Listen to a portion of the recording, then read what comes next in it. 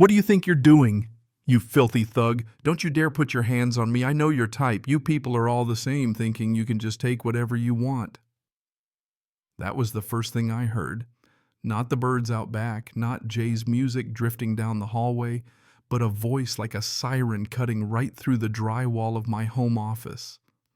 I was sitting there wrestling with some quarterly reports, and in a split second I forgot all about balance sheets and expense categories, because that shrill, venomous sound, it was coming from my own backyard. My blood turned to ice. My only thought was, my son Jay, he's 16, a good kid, a great kid actually, and all he was supposed to be doing was bringing in the laundry before the rain came. But that voice, man, that was not the soundtrack of an ordinary Tuesday afternoon. I bolted for the window, and there it was, one of those moments where reality bends in front of you. Jay just standing there by the clothesline laundry basket, half full, frozen in total disbelief. And there in front of him, like something out of a fever dream, was this older woman, heavy-set, bleach blonde hair, dripping wet, draped in a white towel, cheap sandals flopping on her feet, and in her arms a whole bundle of our clothes. My clothes. My wife's sundress.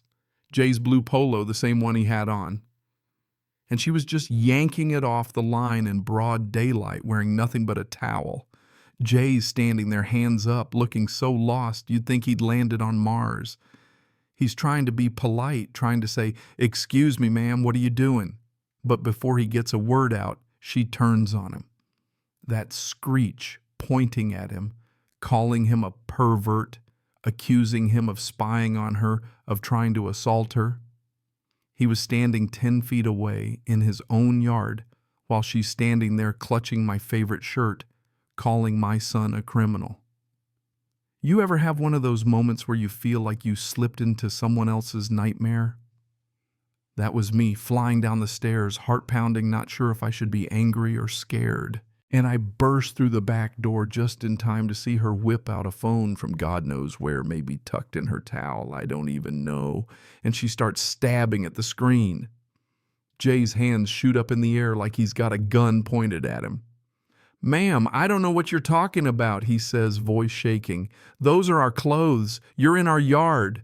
She gives him this look like a wolf in sheep's clothing. And then, like magic, she morphs from monster to victim, wailing into the phone.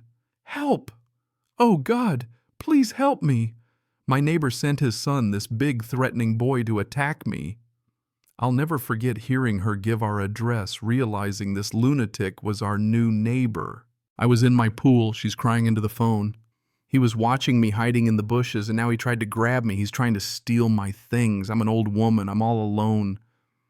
All I could do was walk toward them, slow and deliberate. I didn't want to make it worse. "That's enough," I said, voice low. "Hang up the phone. You are trespassing, you are stealing our property, and you are lying to the police." She turns phone pressed to her ear, eyes full of hate. "Oh God, now his father is here. They're both so big and aggressive. Please hurry. They're not the right kind of people, if you know what I mean. They're scaring me." And there it was. Not the right kind of people. I felt my stomach drop. It wasn't about laundry. It wasn't about safety. It was about us. About our black faces in her picture-perfect world. She was using 911 as a weapon, putting my son, my teenage son, who was just doing chores, right in the crosshairs. I stopped, looked at Jay, and saw the confusion on his face fade into horror.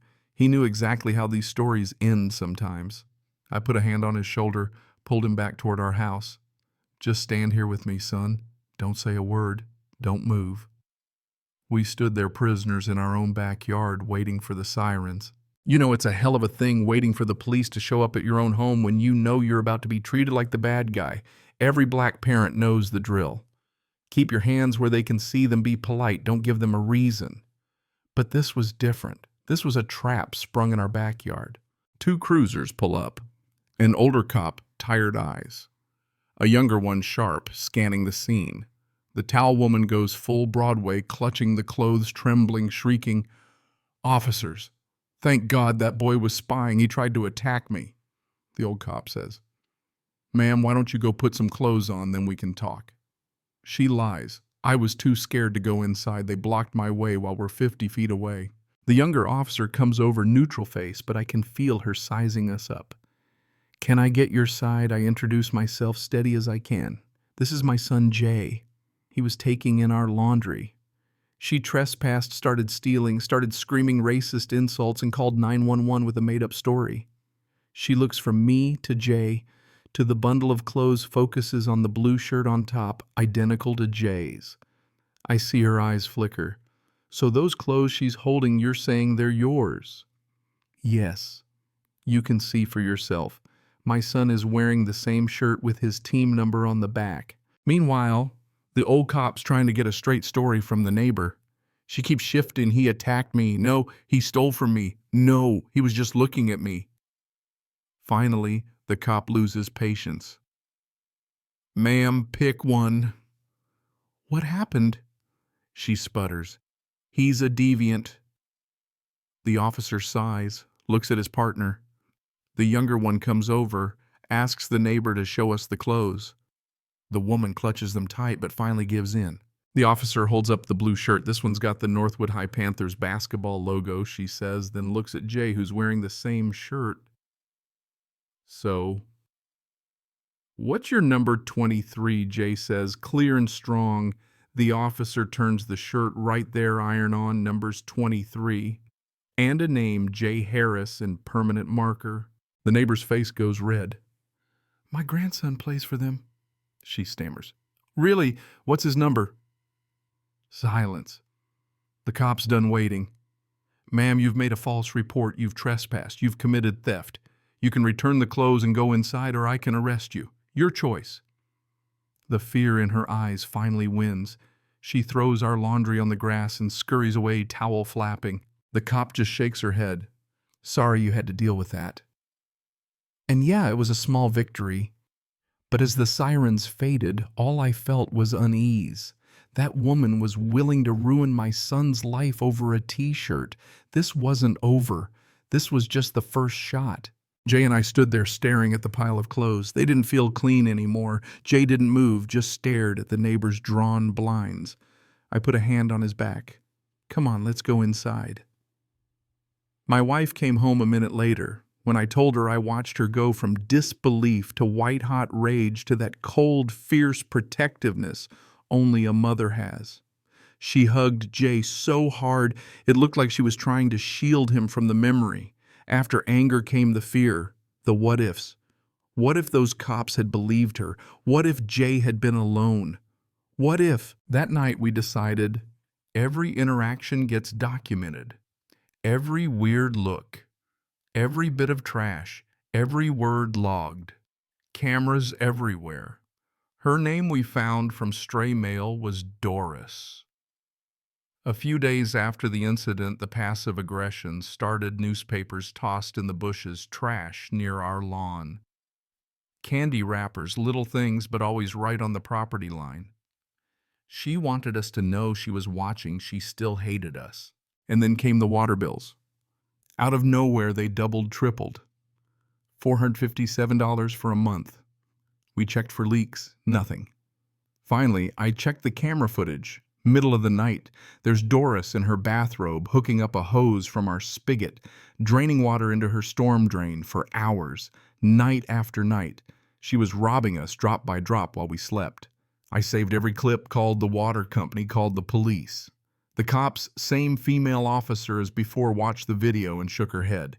She's persistent, I'll give her that. They filed a report. But then certified letter. Cease and desist. Her lawyer claimed our cameras were spying, demanded we remove them, threatened a lawsuit. She was flipping the script again, painting us as the aggressors. Our neighborhood started to split. Some folks bought her act. Others, like Maria next door, stood with us. But now our home wasn't just our house. It was a war zone. The vandalism came next. Eggs on the garage, spray paint on the driveway. Trespasser. Then it got serious. Jay's car, his pride and joy, got keyed deep, ugly, and carved with a racial slur. That was the breaking point. I lost it, screamed at the cops. They called it a hate crime, but Doris never answered her door. No witnesses. We knew it was her. After that, I bought even more cameras inside and out. My wife called it a fortress, but I wanted a digital shield. I wanted proof. And as crazy as it sounded, it ended up saving us. Because her last move, her nuclear option, was accusing Jay of breaking into her house, attacking her, stealing her purse. The cops showed up, but I had every minute of our evening on video. Jay in the basement, friends over pizza boxes, laughing at video games. The officer watched the footage, saw the timestamp, and just shook her head. Doris was finished. She broke down, confessed everything. The fake break-in, the water theft, the car vandalism, the spray paint. Her motive: I didn't want property values to go down. She admitted she'd tried to drive us out just for being black. She was charged false police report, vandalism, theft, hate crime enhancement. She went to prison, and for the first time in months, our home was peaceful. But the scars lingered. Jay barely went out back. Our old fence felt haunted. My wife led the way. We tore down the fence, planted a living hedge, got new furniture, threw a big barbecue with everyone who'd stood by us. We took our space back. Jay, he handled it all with a grace I couldn't have imagined. Yeah, he was changed, harder around the edges maybe, but it lit a fire in him. He started talking about law school. He wanted to be the person who stands up for families like ours, who don't have cameras, who don't have a dad who can talk to the cops. 6 months after Doris was sentenced, a young couple bought her house. They came over with a six-pack and said, "We're not like that. We just want to be good neighbors." And for the first time, I felt like that chapter was closed. Sometimes I think about Doris, whether she feels regret or just blames us for everything. But honestly, I don't care anymore. Her story is over. Our story is still being written, a story about how you choose love over hate, about taking your life back inch by inch, even after someone tries to poison it. She tried to steal our clothes, our water, our peace, our son's future. All she managed was to show us how strong we really were, and that, I guess, is a victory she can never take. So let me ask you, what do you think justice really looks like when the system's slow and neighbors turn a blind eye? If you've ever stood your ground against hate, if you've had your peace threatened or your kid targeted for nothing but being who they are, share your story below. Because silence never fixed a thing. And maybe, just maybe this time, the good guys get to write the ending.